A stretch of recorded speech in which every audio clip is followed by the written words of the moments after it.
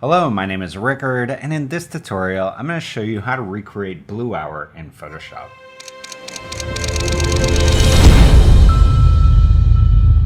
I recently did a tutorial on how to recreate golden hour, which you can check out here, and in that I covered how you can use the tools in Photoshop to recreate golden hour in Photoshop. Now, golden hour refers to the hour right before the sun has set, whereas blue hour refers to the hour right after the sun has set or right before the sun rises. So in this tutorial, what I want to do is show you how to recreate blue hour. And if you want to follow along, I have included in a link in the description of this video the assets that I use. So you can go ahead, download those, and then let's dive into Photoshop. All right, I'm going to go to File, Open, and I'm going to open this Art District NEF file.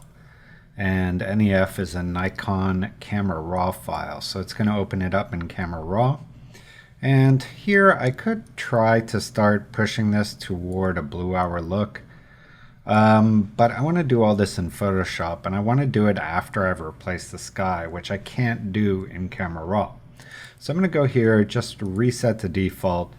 And this is a pretty well taken photo, meaning we have pretty good dynamic range across our whole histogram. So I'm just going to hit open. All right, and the first thing I want to do here is replace the sky. So I'm going to make a copy of my layer just so that I have my original as a reference. And then I'm going to go to Edit, Sky Replacement. And here I have the various skies. Now, none of these are blue hour. I think this one here is probably the closest to blue hour. But what I want to do is use a sky from another photo. So to do that, I'm going to go on this little gear icon, go to Get More Skies, and then go to Import Images. So I'm going to click on that, and in our same folder we have this image here from Unsplash. So I'm going to hit open on that, and you're going to see it's now added it. This is a very nice blue hour sky. We'll click on that. You can see there that looks really good. In here, I'm going to leave the shift edge and the fade edge where they are, but under the foreground adjustments, I'm going to take the foreground lighting and the color adjustment down to 0, maybe increase the edge lighting to 80%, and then hit OK. And here you can see we have a little bit of the sky coming into our buildings and a little bit of the sky also going into this. So the nice thing about the sky replacement is it creates all these layers, and you can go in here and adjust or change these layers just like you can any other layers in Photoshop. So in this case, we're not using the foreground lighting or the foreground color. You can see the opacity on both of those are 0. So I'm going to go ahead and just throw those away. All right, next, if we click on our mask and hold down Option and click on it, you can kind of see the problems. We have these light grays in the white part of our mask that should be white, and we have these dark grays in the black part of our mask that should be black. So with my mask selected, I'm going to bring up a curves adjustment. To do that, I'm going to do Command M on the keyboard.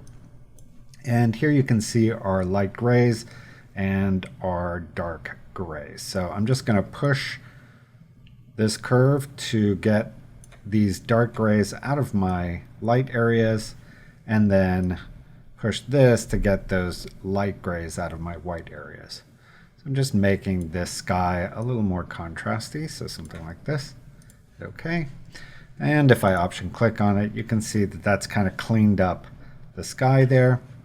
And because this uses the same mask, I'm just going to copy this mask onto here. So to do that, I'm going to hold Shift and Command and then just drag the mask on there. It's going to ask me if I want to replace it. I'm going to say yes. Okay, so now we have our mask in place. The next thing I want to do is I want to recolor this area of the image to match the sky. Right now it's way too bright. So first I need to load my selection. So I'm going to do that by just holding Command and clicking on the mask thumbnail. That'll load this selection, which I can then go up here and invert. So now I have everything but the sky selected, and I can just go to my curves adjustment and add a curves adjustment. It's going to load that selection into a mask. Now this is in the sky replacement group. I want it to be right at the top of my file, so I'm just going to drag it there, and we'll call this layer color grade, or actually let's call this blue hour. And this curves layer is going to do most of our heavy lifting. First things first, I'm just going to take this way down until it feels about the level that it should for this sky. So it looks like it's about at the halfway mark, maybe a little higher. So maybe just above the halfway mark. And then I want to turn this more blue. But if I go to my blue and just start bringing that up, you're going to have this very unnatural look. So instead of bringing the blue up, I'm going to take the other two colors, red and green, and bring those down. And that's going to give me cyan and magenta, respectively, which make blue. So if we go to our red, start pulling that down, you'll see our image is getting more cyan. So probably right about there. And then if we go to our green, start pulling that down, we're going to start adding in some magenta and just get that a little more toward a true blue. And I think we can do even more on the magenta. I mean the cyan.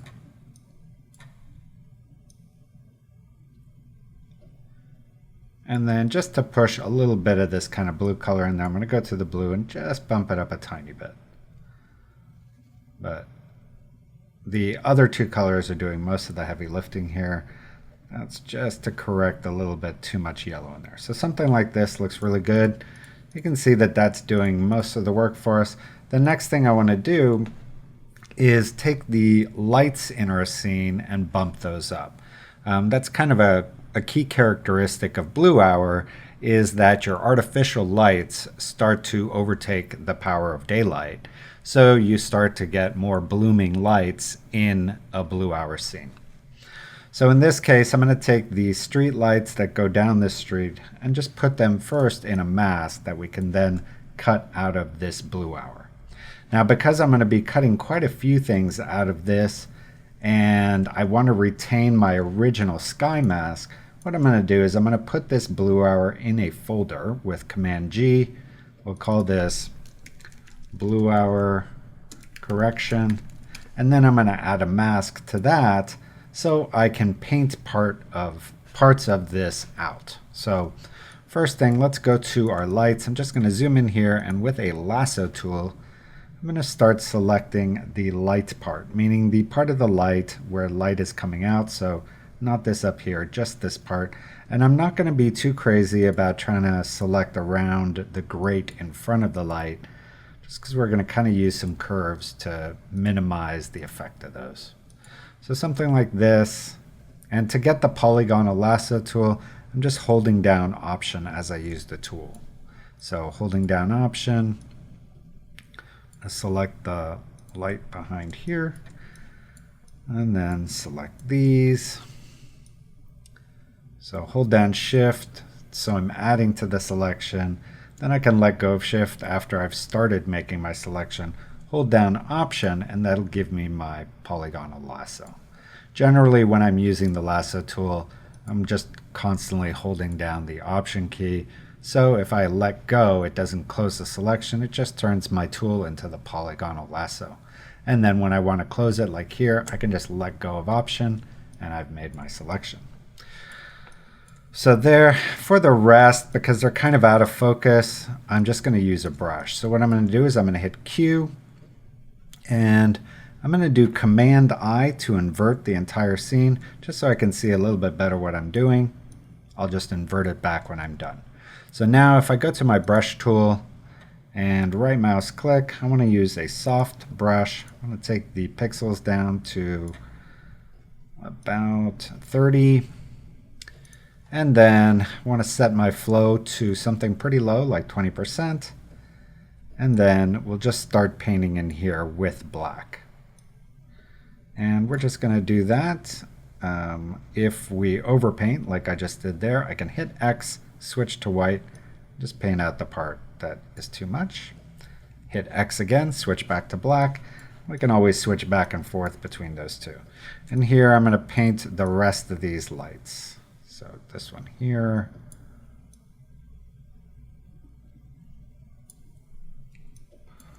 Okay, so that seems to be all of our lights in our scene. And I'm going to do Command I to invert again and then hit Q. Now I have my selection, and with my mask selected on this blue hour correction group, I'm going to fill this with black. Now black's my foreground color, so I can do Option Delete and that'll fill that with black. Next I want to make these brighter, so I'm going to go ahead and add a curve, and I still have my selection, so it's going to load that. I'm going to put this above the blue hour correction and just kind of bring up the bottom of my curve there, kind of get these lights looking brighter. And then I'm also going to push down the dark end. So something like this. Okay, then the next thing I want to do is just add some flares to make these lights look like they're shining. So to do that, I'm going to go to my libraries. I have an entire flare set, which I'll include a link to the purchase product, but I'll include this one that I'm using in the assets for the tutorial. So let me just bring this into the scene, and there's a few things I want to do before I use this flare. One is I just want to do kind of a soft mask around the whole thing. So I'm just going to take a elliptical marquee, bump up the feather to 100, and starting right at the center here, I'm going to hold down Option, just go to kind of the outside of this like this, and then do Command J, and that's going to put this on a layer with a feathered edge. And then on this I'm also just going to add a little bit of Gaussian blur, about 8 pixels worth. Okay, and we'll call this light. I'm going to go ahead and just throw away this original one and then put this on screen. And we'll start with the biggest one up here. Maybe make this a little bit bigger.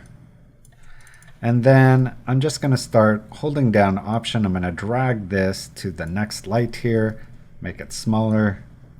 I'm holding Option as I do my transform because in my last step, while I was feathering, I also made sure that the center of the flare is also the center of this layer.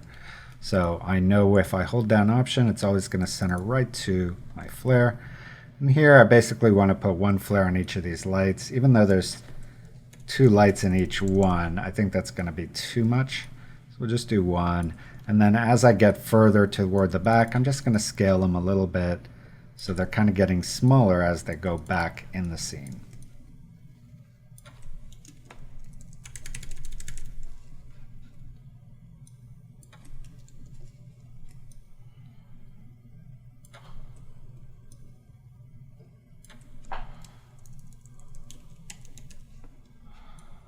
Okay, so pretty happy with those. Let's take all those, put a group, and we'll call these lights.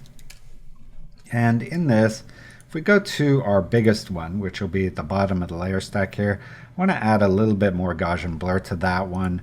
So I'm going to go to Filter, Blur, Gaussian Blur, and this one, I want to blur out all the kind of rays. So I'm going to bump this to 75, hit OK. All right, the next thing we have to do is on our blue hour correction, we want to paint away this kind of dark blue cast anywhere where our light is shining. So if I select my blue hour correction, I'm going to go onto my brush, right mouse click, and with a soft round brush here, I'm going to make this about the size of my light. So if I zoom in here, and I can also do Control and Option and just right mouse click.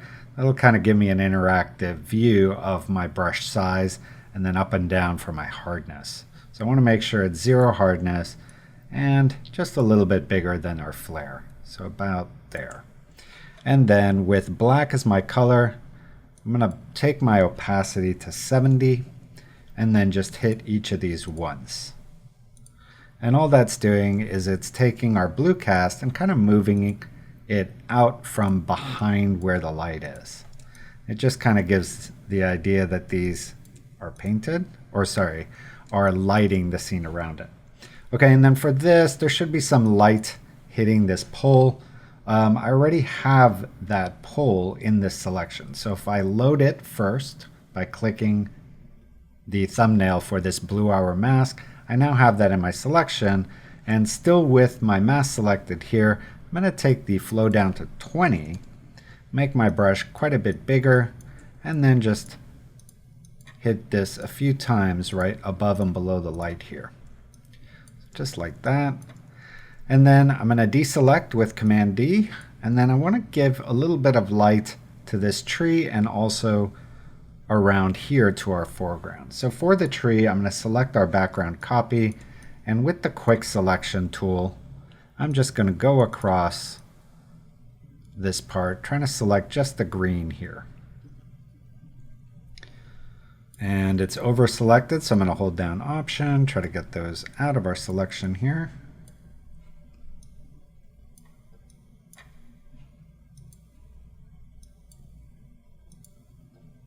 So something like that. Then if I go to Select and Mask, right now it's on black and white view. This is the overlay view, and you can see it's done a relatively good job. But if we bump up this radius here under edge detection to about 70 pixels, you're going to see it's now conformed itself much closer to that tree.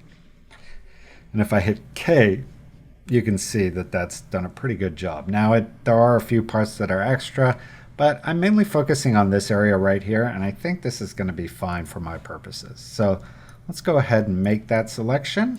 And then if we go back onto our blue hour correction mask here, I'm going to go back onto a big black soft brush, make sure my flow is still on 20, then just paint right here where this light here would be hitting this tree. So right about there. And then I'm going to do Command D, drop my selection. I want to do the same thing, but to the top of this. So first, I need to isolate just the top of this railing. There's a few ways I could do that, but I think my easiest is just going to be using the pen tool. So I'm going to go onto the pen tool, make sure it's on path, not shape, because I don't want it to create a new layer. And then I'm just going to click and start making a selection around the top of this. I'm going to kind of fast forward through this. The simplicity of it is I'm just clicking and drawing around the top of this.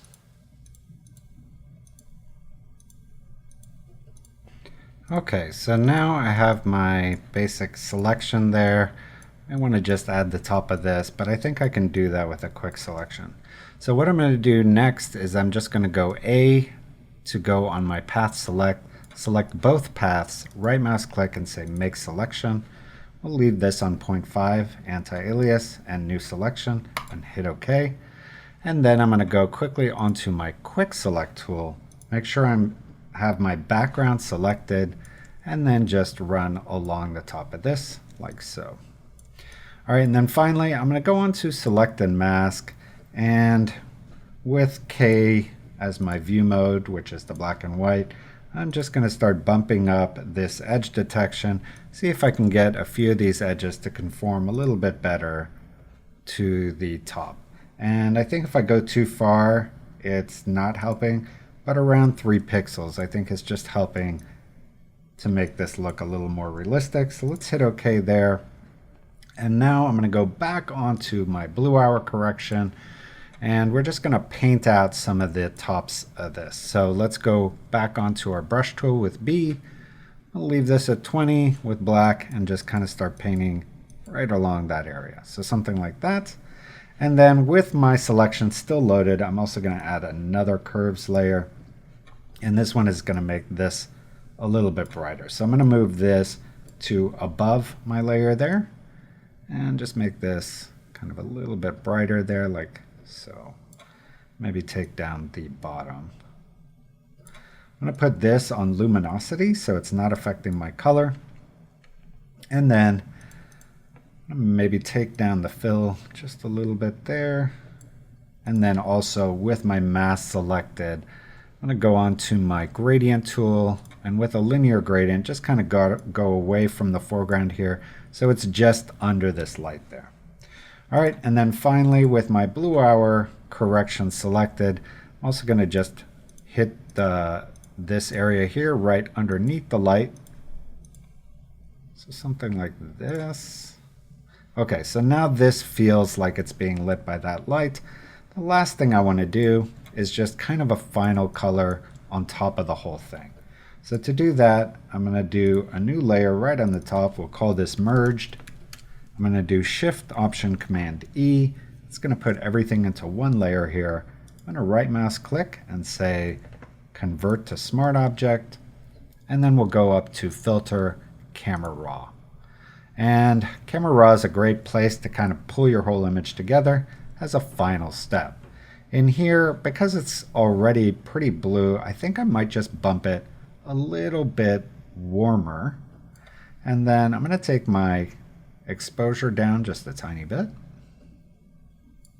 And this is all to taste, right? We've already made it blue hour. This will just kind of help pull everything a little bit more together. And also I find that if you do a correction on a composite or anything that you've kind of manipulated in Photoshop, if you do a color grade or color correction on top of the whole thing, you're making your shadows, your highlights more consistent. Add a little bit of texture and clarity. I'm going to go down to color grading, and here in the highlights I want to add a little bit of gold, and then in the shadows I want to add some blue. Now this is far too heavy on the blue. I'm just going to take the balance and push it a little bit more toward the highlight yellow there. So something like this. And then maybe take down the saturation. And to take down the saturation, you're just taking this middle ball and dragging it toward the center. So the center is no effect, and then the outer edge is the most strong. So we'll do kind of probably around 40 there on saturation. And then under effects, I'm going to add some grain. And then just a tiny bit of vignetting. And then also for vignettes, I like to do my own vignette based on the light source. So in this case, I'm going to take a radial gradient and just kind of start it where that light source is, right toward these edges there, invert the mask, and then just take down the exposure here. Maybe take down the feathering too on this to about 30, like so. All right, and then I'm going to create one more mask. So we'll just go on this little plus button here, do another radial gradient, and I'm going to do from this one, not go quite as far. And in here, I just want to, I'm going to take the feather up to 50. And on this one, I want to increase the exposure a tiny bit. So let's hit OK. There you can see that looks more natural. Here you can see the before and the after. So there you have it. That's how you recreate blue hour in Photoshop. And hopefully in the course of this, you learned some tips, tricks, techniques, and methods that you can use in your own projects. Now, if you enjoyed this video, please subscribe to my channel, leave a like, leave a comment, share this video, turn on notifications. And if you enjoyed this tutorial, here are some other tutorials to check out from my channel. And I'll see you next time.